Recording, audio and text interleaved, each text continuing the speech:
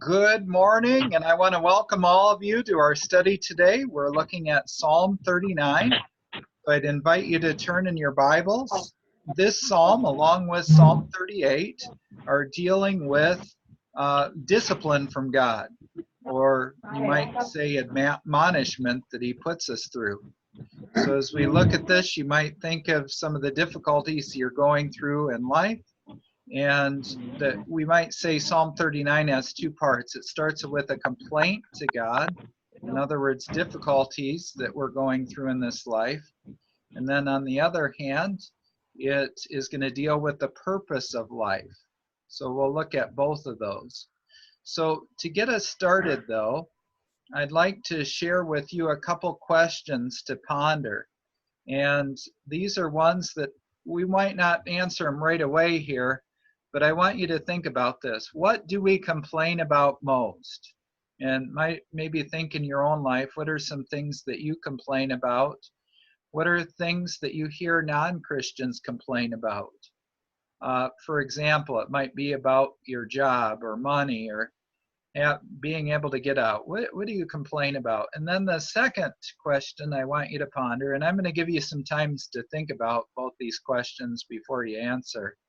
I want you to ask the question, what do people spend most of their existence doing? For example, do you spend most of your time watching TV? Do you spend most of your time helping others? Do you spend most of your time gaining money? And on down the line. Eating food. I think I was watching on TV the other night that their main purpose in life was eating food. So, but whatever that might be. So with this said, I want to read through Psalm 39. It's a very short psalm, but it's a good psalm. So I'm going to kind of go up here. So just kind of listen, and you might ponder these questions while I'm reading the psalm through. So it starts out this way. For the director of music, for Jeduthun, a psalm of David. I said, I will watch my ways and keep my tongue from sin. I will put a muzzle on my mouth while in the presence of the wicked. So I remained utterly silent, not even saying anything good. But my anguish increased. My heart grew hot within me. While I meditated, the fire burned, and then I spoke with my tongue. Show me, Lord, my life's end and the number of my days. Let me know how fleeting my life is. You've made my days a mere handbreadth. The span of my years is nothing before you. Everyone is but a breath, even those who seem secure. Surely everyone goes around like a mere phantom. In vain they rush about, heaping up wealth without knowing whose it will finally be. But now, Lord, what do I look for? My hope is in you. Save me from all my transgressions. Do not make me the scorn of fools. I was silent. I would not open my mouth, for you are the one who has done this. Remove your scourge from me. I'm overcome by the blow of your hand. When you rebuke and discipline anyone for their sin, you consume their wealth like a moth. Surely everyone is but a breath. Hear my prayer, O Lord. Listen to my cry for help. Do not be deaf to my weeping. I dwell with you as a foreigner, a stranger, as all my ancestors were. Look away from me, that I may enjoy life again before I depart and am no more. So this is kind of you might on a first read think it's pretty depressing. He seems down in his life. He's got this great complaint. But before you dismiss what's going on here, I hope you see that the psalmist David is a great man of faith. So let's come back to that question that I started out with, and just to get our thinking going about this psalm, but what are some things that people complain about in this world? The weather and how they feel. Okay, the weather and how they feel. Yeah, the weather is a big complaint, that's for sure. They complain if they don't get things their way. Yep, Or that how is the life is going, yeah. very true. So, you know, we gave this dry weather to God, and how has He answered? He's given us rain the other night, a whole inch, and then about a week ago we got an inch too. So, goes to show if you complain to the right person, the right God, He answers. Okay, what else? Let's just go right around the room. Sherry, anything that people complain about? Well, I complain about my pain. Oh, yeah. I groan and moan about how much it hurts. That's a good one too. For sure. Yep, and I do the same thing. I don't like feeling bad. Yep. What else? I heard weather, pain. Dolores, what do you say? Well, I think just being shut in right now. No, not being with friends. Yeah. Yeah, that's definitely a complaint. What else? Well, Larry? about the virus. Okay, the virus. Very good. Yeah, and what you can or cannot do because of the virus. Yeah, very true. Any others? Jason, any complaints that you hear people say? Not getting what they getting out of life and stuff like that, you know. Okay, yeah. Not So the going their different way. complaints in life. Good. I want you to ponder this. These different complaints that we have, and I think complaining, depending on who is hearing the complaint, makes a big difference. We want to bring the complaints to God, but and you can share your hurts and your complaints with fellow Christians, but you don't want to share those complaints with those that don't believe. So, for example, let me show you the psalm once again here. I want to. This is something I think it's real important. Notice he says, I said, I will watch my ways and keep my tongue from sin. I will put a muzzle on my mouth while in the presence of the wicked. And who are the presence of the wicked? These are the unbelievers.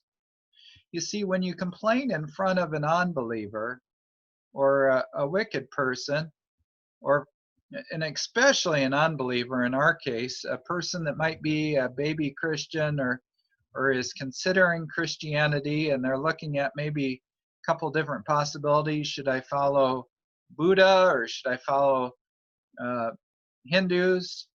Should I follow Mormons or Jehovah's Witnesses? And then I hear this Christian talking about how his God is always evil and all this bad stuff going on in his life. You know, when you do that, you can make that person stumble and want nothing to do with the true God.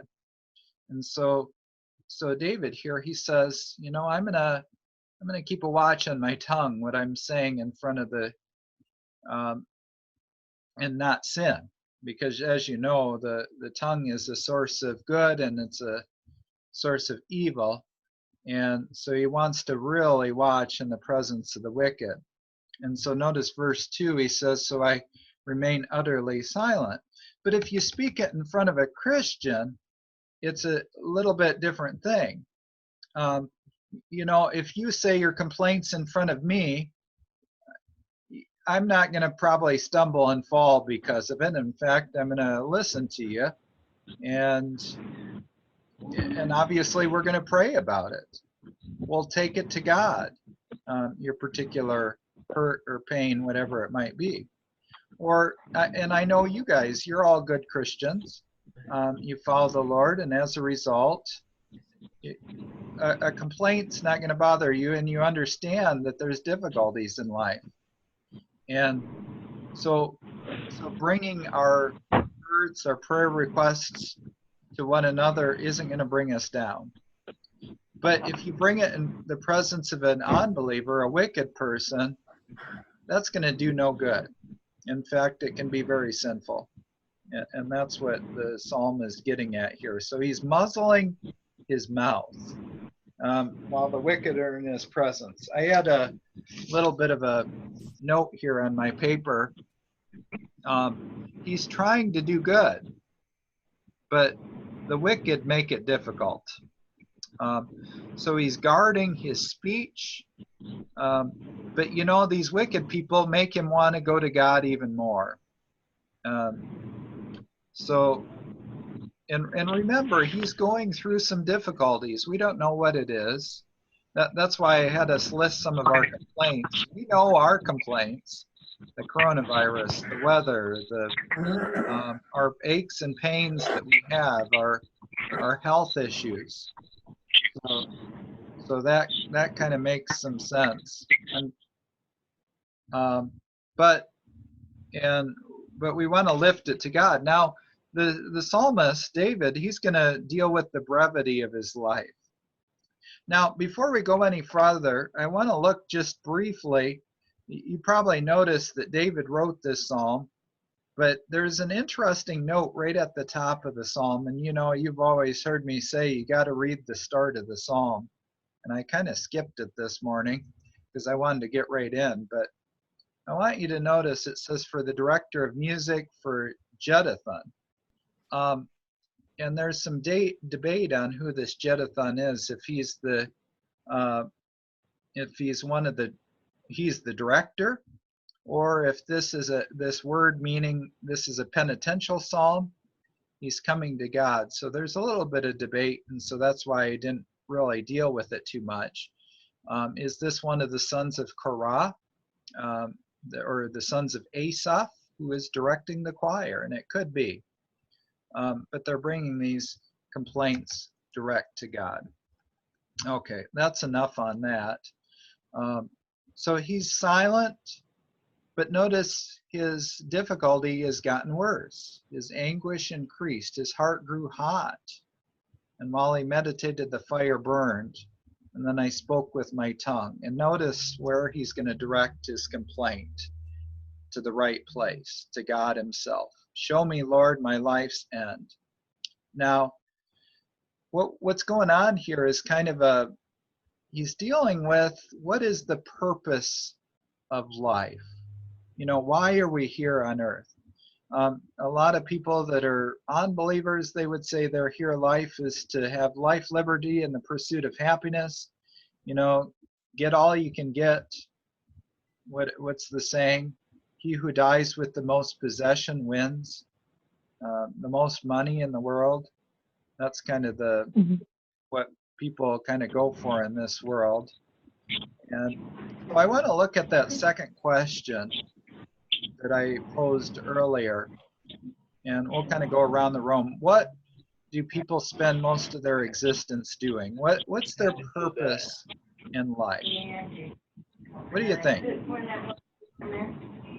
Gary, we'll let you start. I hear you talking. Go ahead.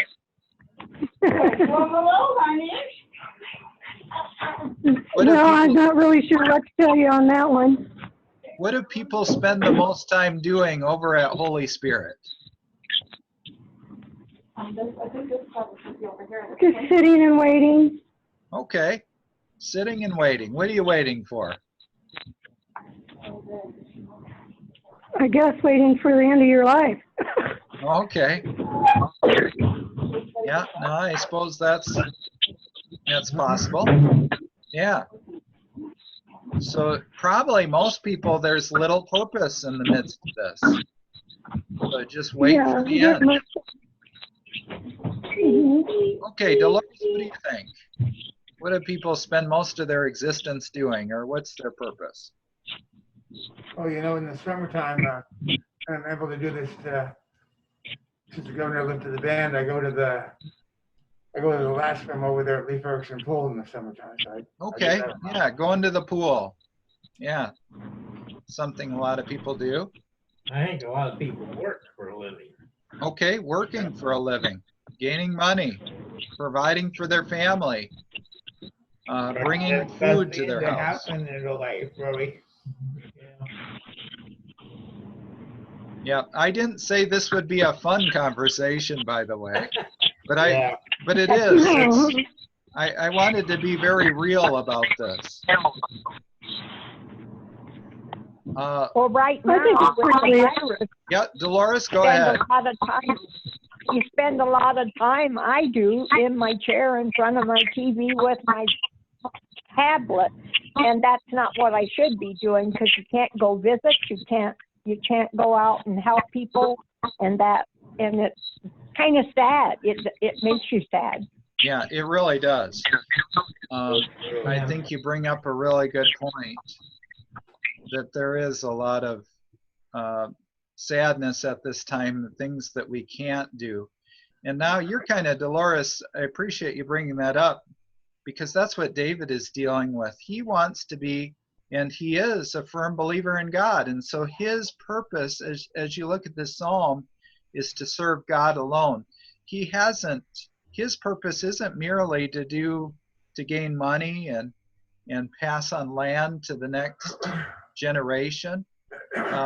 Let's go back to the psalm a little bit. I want to show you that he really is trying to be very faithful here.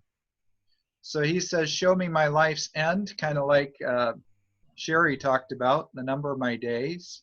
Let me know how fleeting my life is. It is. It's very short. I mean, 70 to 80 years if we have the strength. We know some people much less. So he's admitting this truth. You've made my days a mere handbreadth. So you think of a handbreadth, and what is a handbreadth? Well, this is a handbreadth. It's just this length, and there's a lot longer. I mean, he could have said a cubit. Whoops, I'll back up. The cubit is this long. He could have said kind of the measure of a pole, or, you know, like we think of a mile. And those are bigger directions, but I think he uses handbreadth to show that in comparison to all the other units of time, it's actually very short. You know, the world has been around for what, 5,000-6,000 years? And our life, typically 70-80 years, that's nothing in comparison to the whole. Or even my height. I mean, the handbreadth is just a little bit of it. So he's kind of pointing out, God hasn't given us very long here on earth. And so if our existence is purely about money or pleasure, there's not much to it. So let's keep looking at this a little closer, because he's really, what he's doing is getting at what's our purpose. Verse 6, surely everyone goes around like a mere phantom. You know, you're here one day and then gone tomorrow.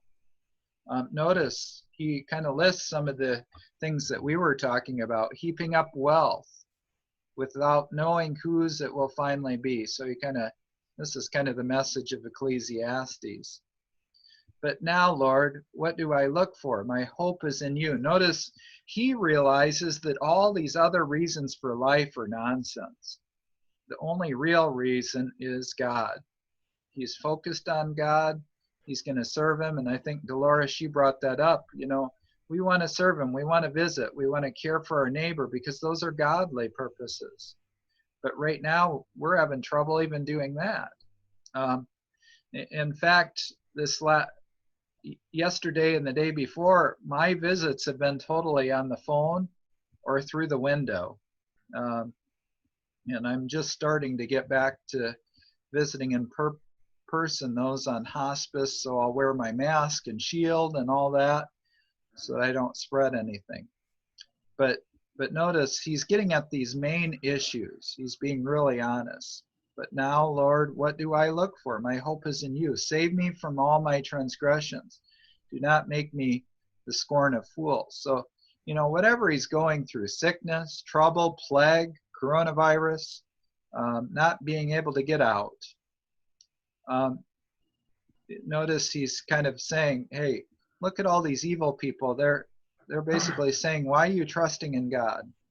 And he's saying, let me be the scorn of fools.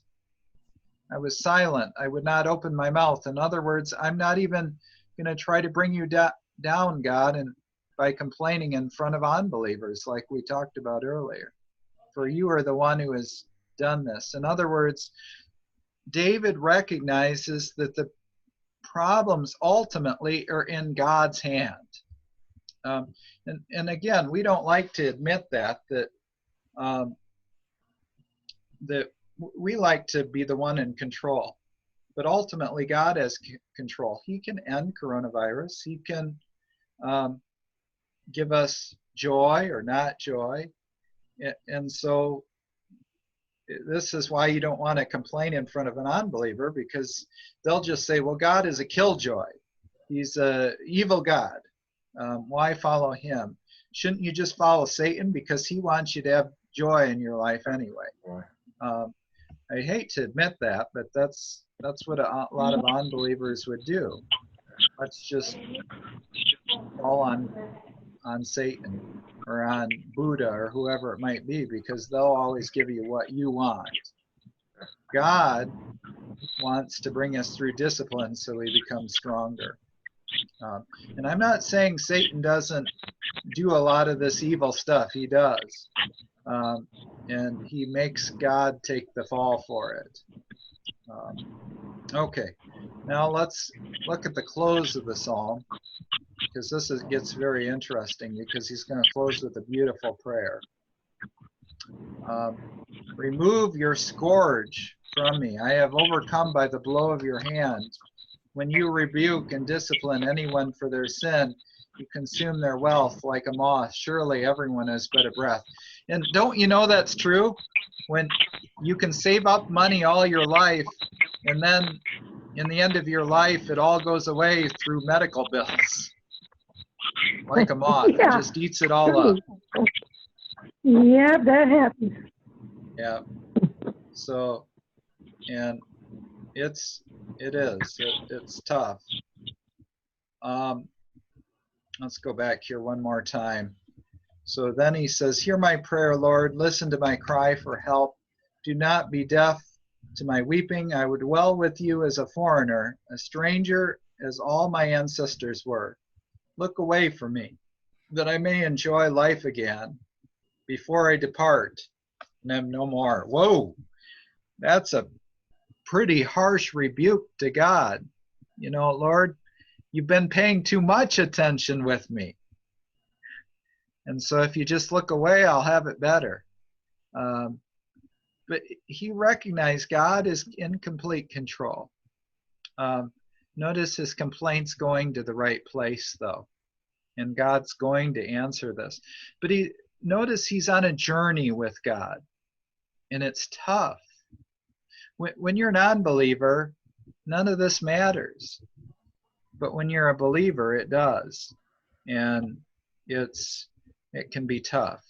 So notice these words right here. I dwell with you as a foreigner, a stranger, as all my ancestors were.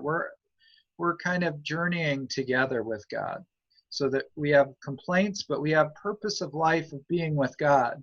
And when we admit that, we recognize that God is constantly growing us and disciplining us, and it isn't always easy, but there's going to be joys.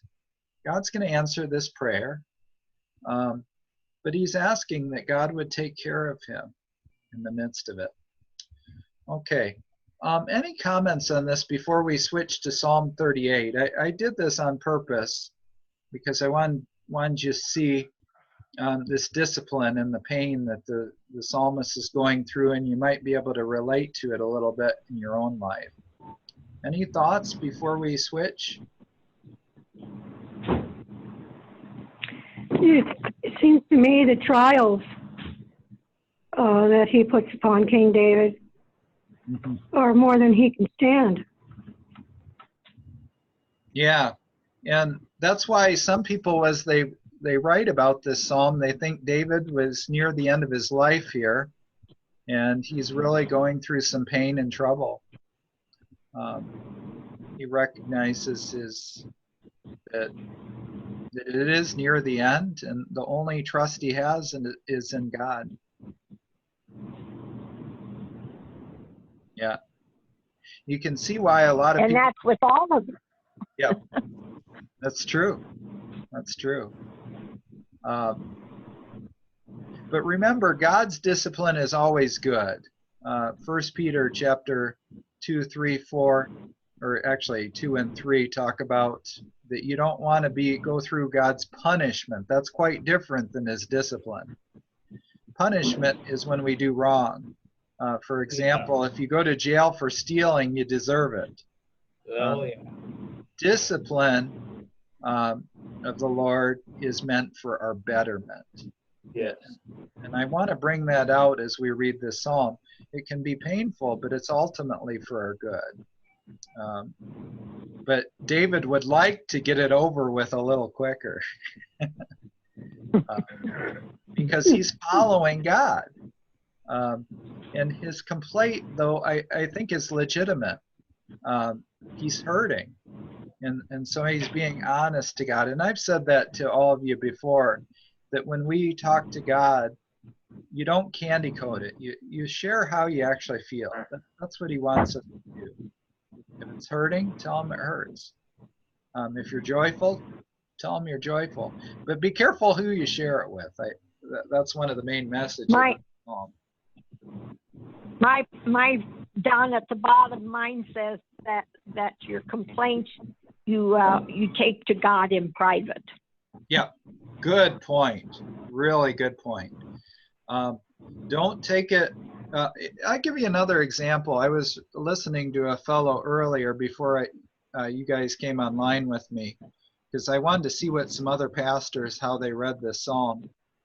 And he made the point of, there's many Christians right now, they go on Facebook or on other social media, Instagram,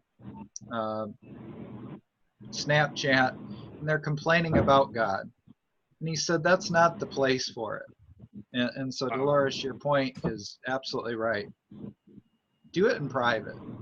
And if you're going to do it with somebody else, do it with fellow Christians. Speak to God together about your complaint. But don't do it among the wicked, the unbeliever, because you're going to gain nothing from that. In fact, you're sinning. Open the door for insult. Yeah, exactly. Okay. Any other thoughts? Otherwise, I want to switch back to. Actually, I should read this. I did have one more verse I wanted to point out. I forgot I had this here. This is Hebrews 13. He says this: keep your lives free from the love of money and be content with what you have, because God has said, never will I leave you, never will I forsake you. And I bring this verse up because David does the same thing. He's not complaining about money or what he has.